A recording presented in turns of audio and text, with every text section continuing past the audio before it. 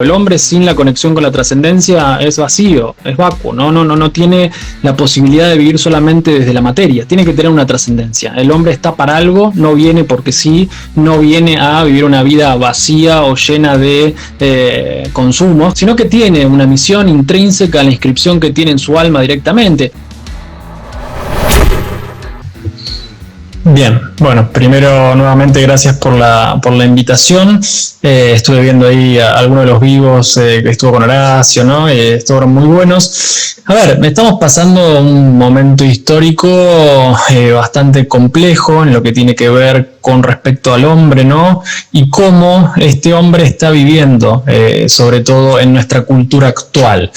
Nosotros tenemos distintas variables, a mí me gusta graficarlo como si fuera un triángulo, a la hora de la interacción con los demás y la interacción con nosotros. Si tenemos, por ejemplo, la variable física corporal, la variable psicológica y la variable espiritual. Este triángulo debería ser lo más equilátero posible, es decir, con sus ángulos lo más similares posibles para que podamos tener una integridad que en la relación con nosotros, con el mundo y con la trascendencia, que es un tema que hoy está muy complejo porque la trascendencia se está malentendiendo, se está llevando sobre todo para cuestiones New Age y que tiene todo otro entramado y es para un vivo completo eso, que lo hemos desarrollado en algún vivo con Horacio también.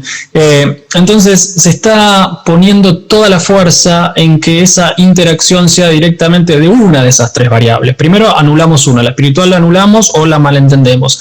La psicológica está directamente relacionado o vinculado a nuestro mundo corpóreo, por lo tanto, no es casual que todas estas ideologías reinantes e imperantes del momento tengan un denominador común o tengan una frutilla del postre que está directamente vinculada a la sexualidad y lo corpóreo. Entonces vamos a tener las leyes de género, vamos a tener el aborto metido, vamos a tener un montón de ideologías, leyes, etcétera, que lo que van a hacer justamente es atentar contra nuestra constitución antropológica, donde si vos estás en cierta oposición a estas directrices que se están bajando a nivel internacional, sobre todo por organismos supranacionales, vas a quedar vas a ser poco cool, por ponerle ese término, ¿no? Entonces, tenemos que volver, lo que yo siempre trato de pregonar o de bajar, es volver un poco a las bases, ¿no? Primero, el hombre sin la conexión con la trascendencia es vacío, es vacuo, no tiene la posibilidad de vivir solamente desde la materia, tiene que tener una trascendencia. El hombre está para algo, no viene porque sí,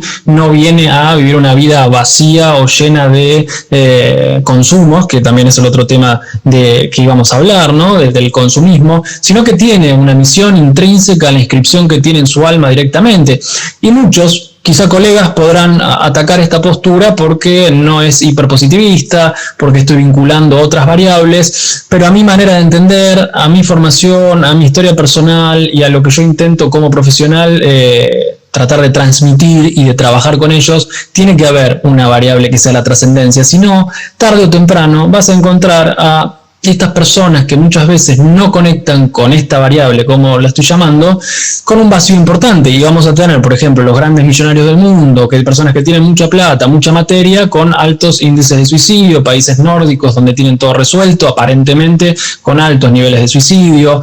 Entonces, la materia no hace justamente a la integridad o un hombre íntegro, no quiero decir un hombre feliz, porque la felicidad puede estar directamente relacionada a la experiencia de una emoción, como un estado que queda posteriori, un poco más largo en el tiempo, más establecido, y básicamente esos momentos son, no digo efímeros, pero no podemos vivir todo el tiempo, que es otro de los temas que me mencionabas, ¿no? Para tratar de hablar del sentirme bien. Esto lo va a hablar Byung-Chul Han, ¿no? En esta sociedad algofóbica, en esta sociedad paliativa, donde la cultura justamente de la variable que estoy mencionando, la corporal y la física y la salud, y lo vemos con pandemia mediante, lo que va a hacer es que nos olvidemos de todo y solamente cuidemos ese punto, cuidemos solamente esa arista de este triángulo que estoy mencionando, y nos olvidemos de lo demás.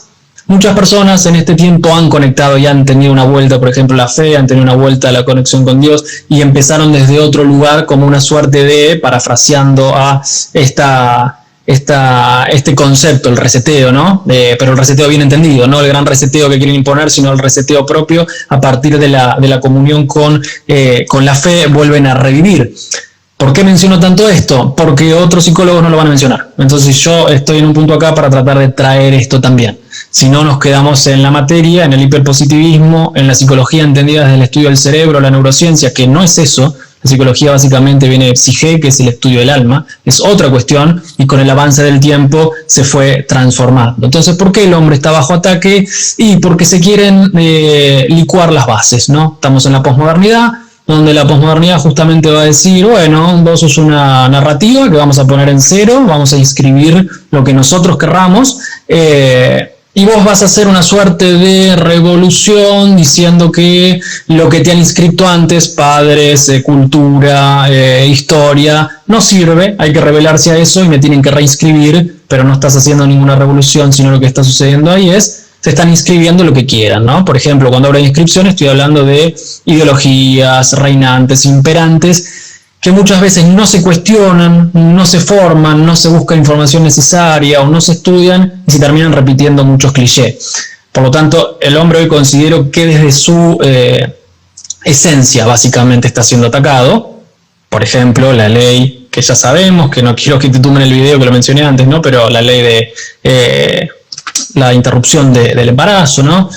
Se está atacando a su dignidad, se está atacando a su ontología, a su constitución, sí. Y bueno, hay que empezar a pensar en todos estos temas un poquitito más de lo que los medios nos dicen, un poquitito más de lo que sale con distintos influencers o personajes que están pregonando estas cosas.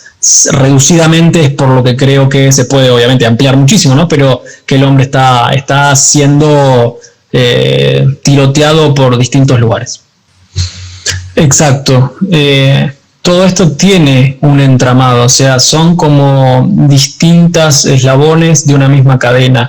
No se puede analizar, en este caso, lo psicológico sin remitirnos al contexto cultural, sociológico y también quizás a lo filosófico. Me voy a remitir solamente a la parte psicológica. Vivimos en la cultura de lo inmediato, eso es justamente apelar a la emoción. Nosotros cuando hablamos de emoción, hablamos de un pasaje a la acción que está impulsado justamente por la emoción que es emotion, ¿no? Es moverme hacia algo, tiene un motivo, y la cultura de la inmediatez lo que hace es eliminar, reventar la racionalidad, que viene justamente a mediatizar la emoción y el acto concomitante posterior. ¿A qué vamos? Ves una publicidad en la calle de cierto producto, en general los productos, o muchos de los productos que están orientados hacia lo masculino, viene el producto y la imagen subliminal de una mujer generalmente bastante semidesnuda, tratando de vender ese producto. Por lo tanto, directamente se focaliza en ese producto y la imagen subliminal por detrás, lo que genera o se apela es una emoción concomitante que aparece para que haya un acto consecutivo por detrás de esta emoción generada. Entonces, cuando estamos pensándolo desde este lado, la inmediatez va a hacer que el consumo devenga a posteriori y lo que tiene que ver con lo estable, lo duradero, la trascendencia, los valores, los axiomas, las verdades, en esta posmodernidad no va a haber cabida para las mismas, no es funcional para el sistema, no es funcional para las grandes empresas, por ejemplo, las familias tradicionales con muchos hijos. ¿Qué es más funcional o qué reditúa más? Las parejas homosexuales. Tienen mucho mayor nivel de consumo que una familia tradicional. Esto está estudiado por distintas investigaciones. Por lo tanto, mayor nivel de consumo, relaciones efímeras, porque básicamente nosotros podemos describir un vínculo por su capacidad de procreación. Básicamente eso, el hombre y la mujer tienen reproducción. El vínculo, en este caso homosexual, por definición, es estéril. No hay una reproducción en sí misma. Por lo tanto, la cultura de la inmediatez va a ir a apelar a aquellos vínculos que son efímeros, que generalmente son vinculados desde la materia, no desde el espíritu, y que tengan capacidad justamente de consumo. Por eso estoy hablando de lo psicológico, lo sociológico, en este caso la relación con el consumo, porque es muy importante pensar en todas estas variables a la hora de analizarlo. Entonces, los vínculos tienen que ser líquidos, ¿no? Como todo es líquido hoy, líquido estamos hablando fluido, rápido, efímero. Si nosotros generamos vínculos a largo plazo que estén conectados a una trascendencia mayor y que exista el respeto de uno por el otro, porque la fe lo profesa, porque tengo ética, porque tengo moral, no termina siendo funcional al sistema de hoy día. Entonces caemos justamente en que las relaciones duran la nada misma, en que tenés que ir a explicarle a alguien por qué no está bien estar con otra mujer si estás casado, o con otro hombre si estás casado. Tenés que explicar cosas que en realidad no se deberían estar explicando, sino que son básicamente constitutivas del sujeto. La palabra sujeto viene de sujeción, entonces, bueno, ¿a qué estamos sujetos? ¿No? Vos hablabas de libertad y la definición, o lo que Byung-Chul Han explica en uno de sus libros, y yo voy a decirles que la libertad implica responsabilidad, y la libertad implica sacrificio. La libertad es un acto volitivo de la inteligencia. Por lo tanto, Roger Scruton lo va a definir como justamente la relación directa con un ser responsable. La libertad en términos de cómo se define hoy no tiene que ver con nada de esto. La libertad en términos de cómo hoy está definido es: yo hago lo que quiero sin importarme el otro.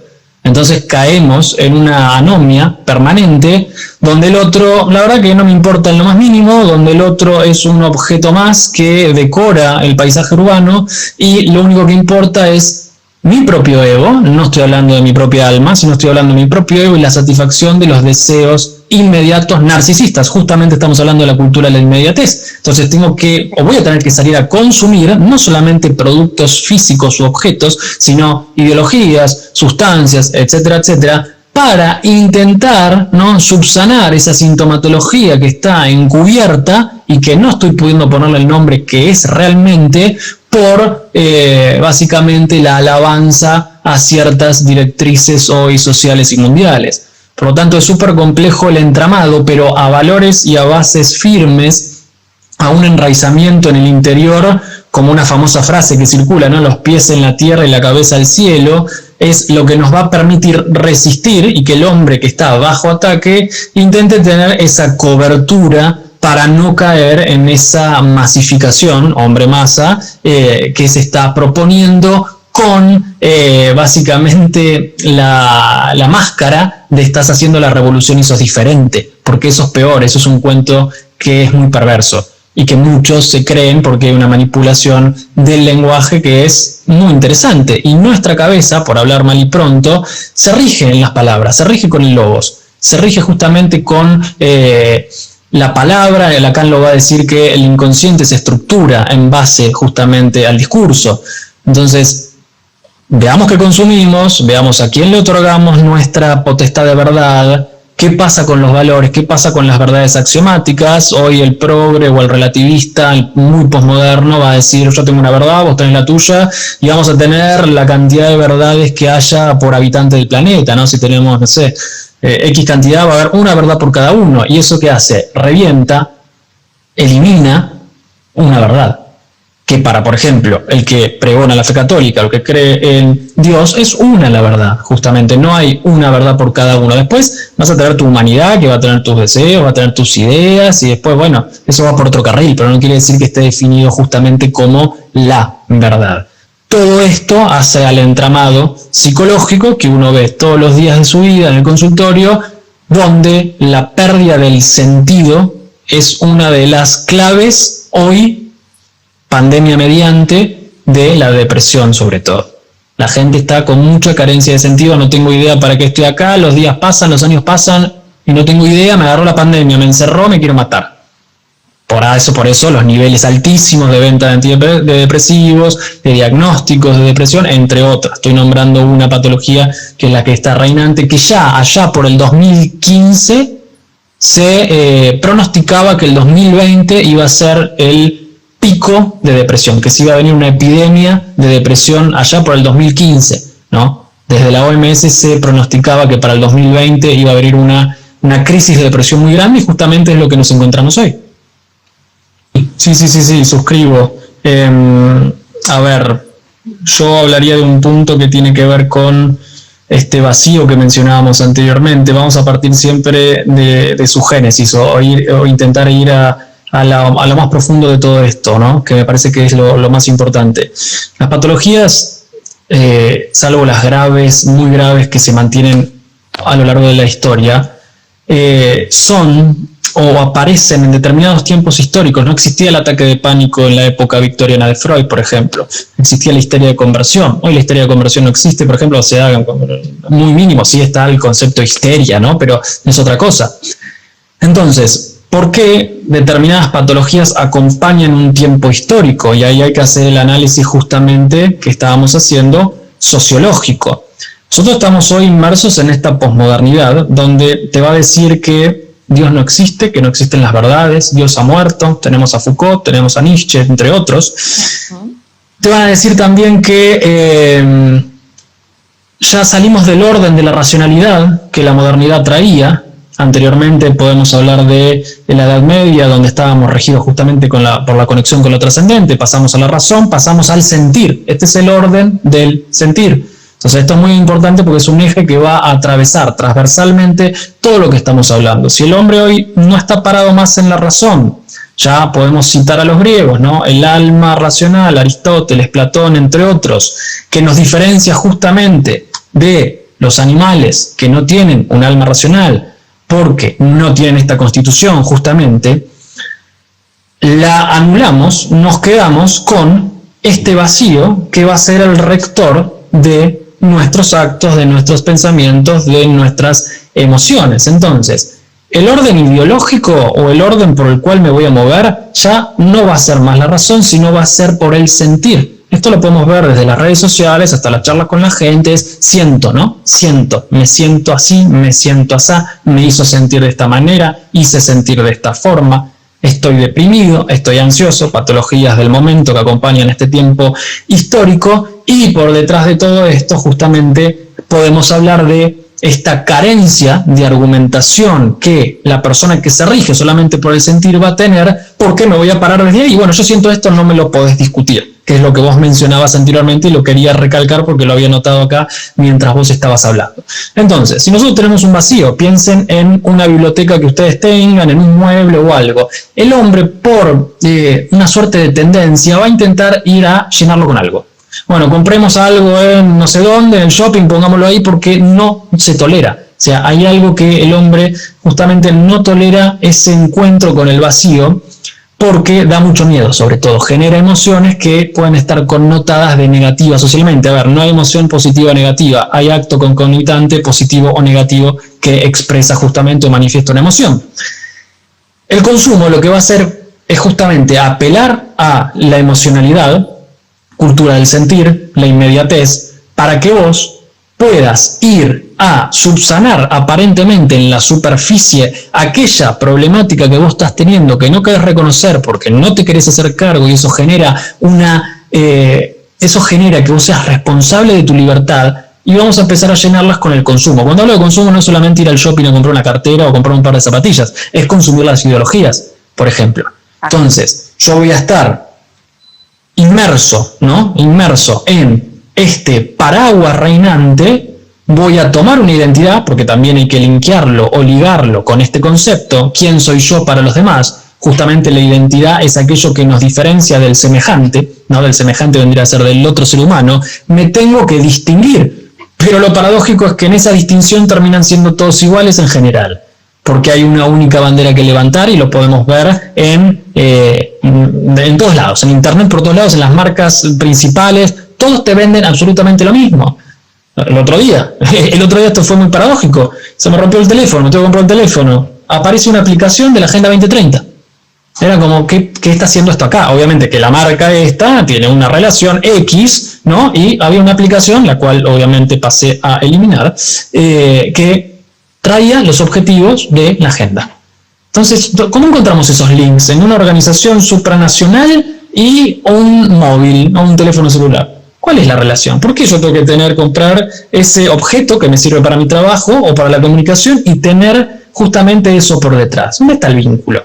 Bueno, todo esto que estamos hablando, llevado directamente a la persona que está experienciando, vivenciando, teniendo una relación directa con su interioridad, la cual no puede, o no tiene ganas, o no le sale cubrir, sanar, elaborar, porque lleva mucha responsabilidad y sacrificio, entonces entramos ahí en el mundo del consumo, donde el propio hombre termina siendo justamente el objeto del mismo consumo, más allá de lo que puede, ¿no?, brindarles determinadas empresas, etcétera, para que esté también, ¿no?, a la par de los pares, justamente, ¿no? No es lo mismo tener determinada marca que tener otra, no es lo mismo levantar un pañuelo o levantar el otro. ¿Por qué? Y porque nos seguimos rigiendo, sobre todo el adolescente, por el grupo de pares. Entonces yo no puedo, me estoy metiendo en otra variable que es la adolescencia, que muchos me preguntan sobre esto, no puedo yo disentir con mis pares, yo no puedo levantar una bandera, no puedo levantar la cruz entre medio de los pañuelos verdes.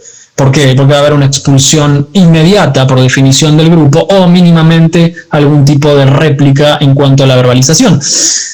Es muy complejo el entramado, pero el consumo básicamente, para que se entienda, va a venir a intentar rellenar ese vacío que se empieza a generar en este tiempo histórico. Vacío existió siempre, ¿no?, pero que no toleramos y que se está generando más. ¿Por qué se genera más? Porque se empiezan a romper todas las estructuras. Entonces, si vos te quedas sin estructura, piénselo en un edificio, te quedas sin columnas, el edificio se va a implotar, básicamente. Entonces, hay en lo cultural de hoy en día, ¿no?, un objetivo de romper esas estructuras. Chau la creencia, chau la propia identidad, porque no sé ni, puede ser que no sepa ni qué sexualidad tengo, lo que me dijeron está mal, generaciones anteriores está mal, la historia está mal. Bueno, entonces rompamos todo eso. ¿Qué queda? Una tabula rasa, parafraseando a Aristóteles. ¿Qué queda? La nada misma. Entonces ahí yo puedo venir, yo, piensen en quién quieren que sea, a inscribir lo que tenga ganas de inscribir. Eso genera vacío, empezamos a consumir, que yo mismo voy a ser el que te va a dar ese consumo muy probablemente, y tenemos el combo completo para que después intentemos trabajar desde estos espacios y otros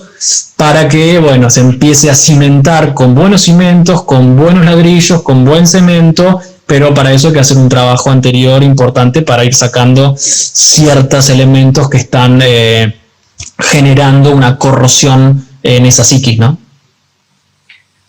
Exactamente, exactamente. Y vos sabés que se me venía a la mente, casualmente había visto una nota que le habían hecho a una una doctora en filosofía, que ella estaba haciendo una denuncia en sí contra el sistema educativo, porque decía que en el nivel primario, o sea, todo lo que es primero, segundo y tercer grado, se estaba implementando desde hace unos años un tema de anulación del sujeto, ¿no? Ya desde chiquitos, como anulándole la escritura. Entonces ellos y afianzan la creencia de que bajo la psicogénesis de la escritura, que esto implica poner al niño en un ambiente de lectura sin que sepa leer, va a aprender solo, para lo cual Piaget se pegaría un tiro en este caso. El chico va a aprender solo, no hay que enseñarle las letras, no hay que enseñarle su fonética, no hay que enseñarle gramática. Bueno, contra la gramática se han vuelto hace muchísimo tiempo en contra, incluso hasta mismos profesores de lengua, literatos están en contra de la gramática, cosa que me parece una aberración, pero ¿cómo este ataque a la lengua, diciendo que la lengua tiene vital importancia para la constitución del ser humano, cómo este ataque a la lengua busca justamente suprimir al individuo? Porque ¿qué es lo que sucedía? Por supuesto, estos chicos no saben leer. A gatas pueden saber, o distinguir, bueno, esta puede ser una A, esta puede ser una E, pero como nadie les dice, esta es una A, esta es una E, esta es una U, esto se escribe así, esto se escribe así, el chico tiene que adivinar, el chico no aprende. Entonces pasa esos 3 años sin aprender nada. Y a la par de esto, le viene que por ley no pueden desaprobar. Entonces el chico pasa sus 3 primeros años en los cuales debería formarse justamente en la lectocomprensión de textos, sin hacerlo. Sin hacerlo. Y hoy por hoy yo lo veo en gente que está en el secundario, en gente que está incluso en la universidad, donde no entienden tu mensaje, donde uno tiene que explicar y otra vez explicar y reexplicar algo. Decís, ¿estoy hablando con alguien que tiene 2 neuronas haciendo sinapsis o qué? Porque realmente no te entienden, y mucho menos si es por escrito. Entonces, ¿cómo ves vos el tema justamente de la utilización de la psicogénesis de la escritura en el marco de esto que vos decís del hombre bajo ataque, ¿no? De este ataque. ¿Cómo actúa esto en ese ataque? Bueno, yo soy docente universitario y esto que vos decís lo veo constantemente. Hay que bajar muchas veces o de manera muy simplista ciertas ideas, conceptos, teorías, porque muchas veces cuesta que se entiendan, y hablar de utilizar palabras por ahí que no son tan comunes. Y esto lo veo mucho en los adolescentes, en los primeros años, donde tienen un poco vocabulario en general, ¿no? Va a haber excepciones, no estoy hablando en una generalidad. Se utilizan pocas palabras para definir lo mismo en general, ¿no? Hay conceptos clave que el adolescente, el adulto joven maneja, y por algo tenemos, ¿no?, el lenguaje mal llamado inclusivo. ¿Por qué se piensa que los que están mirando del otro lado piensan que se pregona tanto este cambio en el lenguaje, ¿no?, de cambiar una E por una O, por una A, por esta supuesta igualdad? Recordemos, nuestra mente, nuestro inconsciente se estructura por el lenguaje. No es lo mismo, ¿no? El inconsciente es un campo de siembra. Entonces hay que ver qué es lo que estamos nosotros sembrando, y es muy importante para el chico poder tener justamente un aprendizaje importante, muy importante, en lectocomprensión, porque después los resultados son atroces, y esto no es, para mi manera de pensar, al azar. ¿Por qué? Pues si yo no tengo unas buenas bases, vamos a un ejemplo edilicio. Si vos tenés un edificio que tiene bases carentes o bases muy débiles, el edificio probablemente cuando estés en el piso número 2 o 3 haciéndolo, los obreros se te empiezan a desmoronar. ¿Por qué? Y porque es muy difícil que yo después pueda en ese chico bajarle, enseñarle conceptos más difíciles. Si los básicos no están aprendidos, llévenlo a una materia correlativa de la universidad. Uno no puede estudiar psicología 3 si no estudia psicología 1, puede haber cosas que se te van a perder. O sea, puedes estudiarlo, sí, y después no vas a poder rendir, básicamente, porque hay cosas que van encadenadas unas a otras. No podés multiplicar y dividir si antes no aprendiste a sumar y restar mínimamente o conocer lo que es un número. Por lo tanto, la lectura, que es hoy con la cultura de la pantalla, que ese es otro tema, ¿no?, el homo videns, diría Sartori, reemplaza por completo a la lectura. Yo no veo mucha gente que esté leyendo, y esto impacta directamente en la generación del pensamiento crítico. Es decir, vamos por la cadena: toco el lenguaje, toco su constitución mental, genero individuos en general débiles, con carencia de pensamiento, puedo hacer lo que quiero, puedo utilizar el poder que yo tenga para maniobrar de la manera o a mi antojo, de la manera que yo quiera. Por lo tanto, esto no es una tontera. Si tengo un alumno que necesita volver a hacer el año, volverlo a hacer de nuevo porque no ha aprendido, bueno, hoy no se puede, como lo que vos estás mencionando, porque no se puede desaprobar. Entonces empezamos a emparejar para abajo. En vez de subir la vara y emparejar hacia arriba para que pueda haber personas que salgan más íntegras, intelectualmente más formadas, que tengan cierto nivel académico, no, vamos emparejando para abajo, ¿no? Y ahí bajamos la vara de tal forma que justamente después tenemos estos resultados, ¿no? Una consigna hay que leerla 4 veces o redactarla de una manera que pareciese que es para niños de 5 a 10 años, y en realidad estamos hablando de alumnos universitarios, que quede claro que no son todos, porque hay otros que se forman por fuera y entendieron un poquitito más por dónde va el tema. Pero justamente, si nuestra cabeza se estructura, nosotros pensamos en palabras y en imágenes, y solamente es la cultura de la imagen, ahí tenemos a la pantalla, ¿qué vamos a hacer? Y bueno, vamos a ir obturando justamente todos esos circuitos que tienen que ver con la relación, con los simbolismos, con la palabra, con las narrativas, con el discurso. Escúchenlo, bueno, escucharé cómo hablas y veré cómo piensas, y tu nivel intelectual podríamos agregarle, ¿no? No es lo mismo una persona que maneja muchas palabras, que quiere decir que tiene una lectura por detrás, que tiene un cierto nivel, ¿no?, de intelectualidad, a alguien que usa 3 palabras, ¿no? Entonces eso hay también que pensarlo, y yo soy de justamente el que te va a decir, tratemos de apagar las pantallas y de leer un poquitito más, ponerse objetivos, leer 2, 3, 4 libros por mes, intentar hacer, ¿no?, Estamos hablando para personas por ahí que estudian o personas más grandes, intentar volver a cultivarlo, porque es un músculo, y como vos tenés un músculo del brazo, que si no lo utilizás porque no estás haciendo deporte, medio que se atrofia, y después otro necesitas cierto tiempo para volver, acá es lo mismo. Bueno, leerás una página, leerás 2 al otro día, leerás 10 al cuarto día, hasta que empezás a agarrar de nuevo el hábito. Pero si estamos todo el tiempo con el estímulo de la computadora y el celular, que cala directamente en nuestro cerebro, y vamos a olvidarnos de los libros, vamos a olvidarnos de las palabras, vamos a tener muy poco diccionario interior, muy pocas palabras, la manera discursiva, la posibilidad de generar nuevas ideas y de trasladarlas. Bueno, eso es lo que hoy estamos viendo mucho, y es lo que vos estás mencionando, ¿no? Cómo desde las bases de los primeros años se empiezan con estas teorías, con estas nuevas formas de enseñanza que en realidad habría que evaluar si son positivas, si dan resultado o no. Es una herramienta más, es un engranaje más de todo esto, ¿no?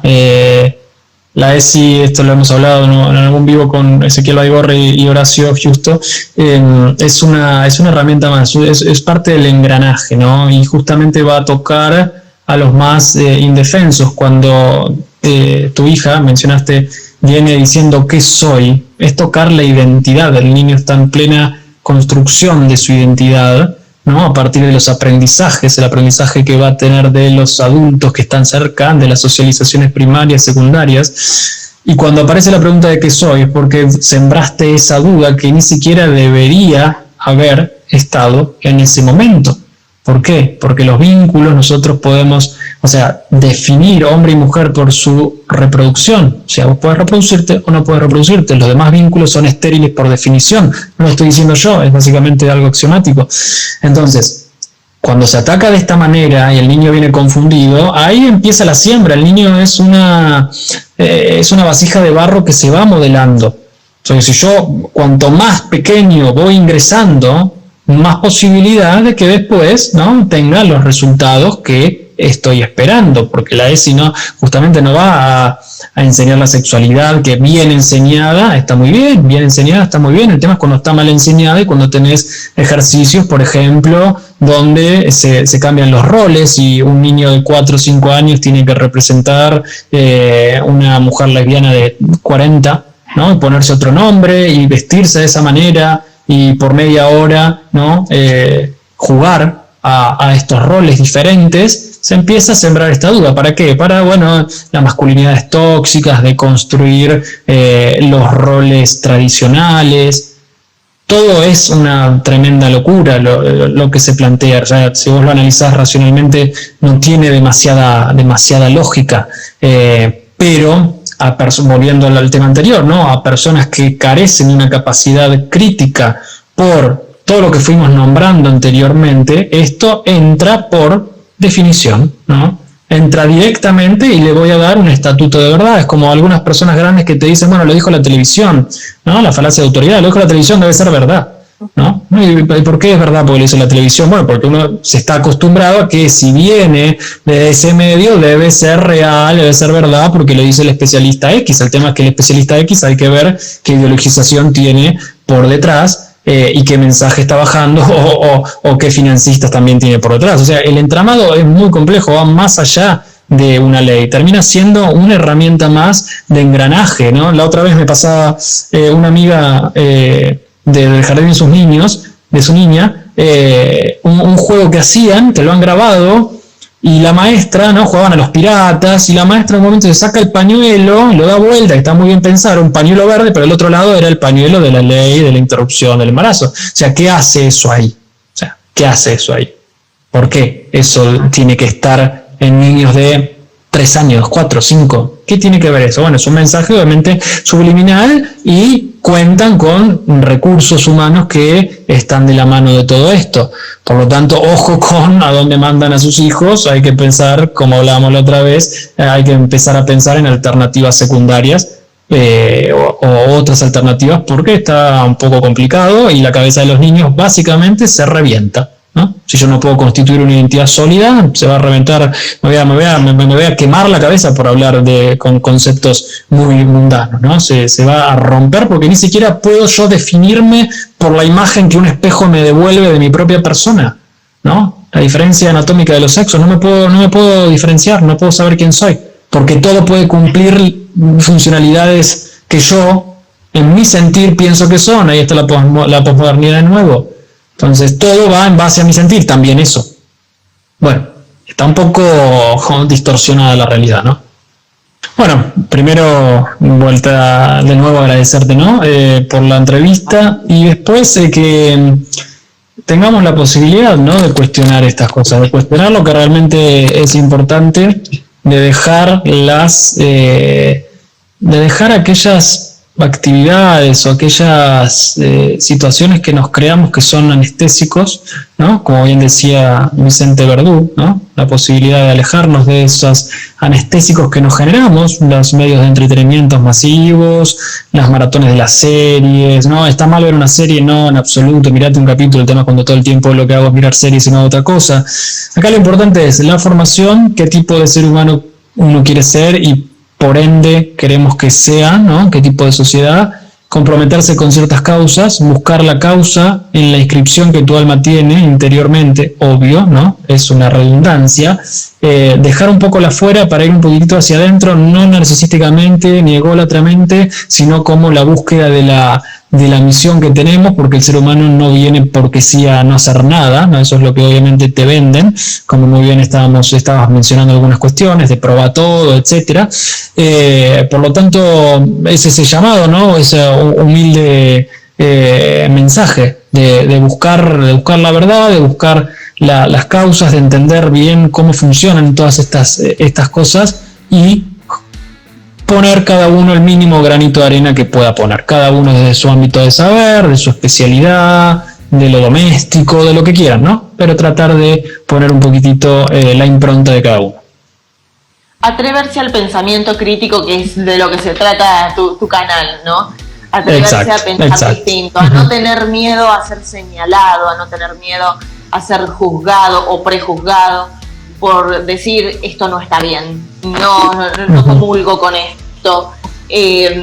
Tenemos que defendernos nosotros mismos porque estamos inmersos en un paradigma que continuamente nos ataca como seres en sí mismos, nos ataca la pareja, nos ataca el matrimonio, nos ataca la familia, nos ataca a nuestros hijos, nos ataca todo.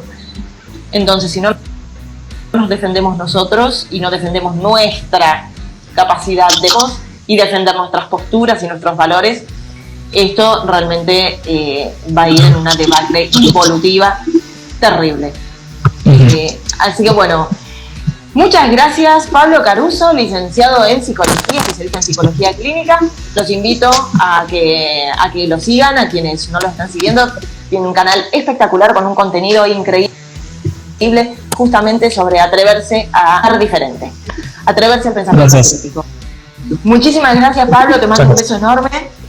Y bueno, nos estamos viendo, gracias a toda la gente que nos acompañó. Gracias. Gracias a todos.